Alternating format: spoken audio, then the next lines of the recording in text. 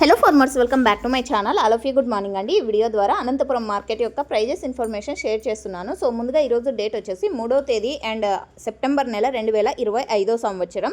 And ఈరోజు వచ్చేసి already stock ఇన్ఫర్మేషన్లో తెలియజేశాను కదండి. స్టాక్ అయితే చాలా ఎక్కువగానే వచ్చింది నిన్న మొన్నటితో పోలిస్తే కనుక.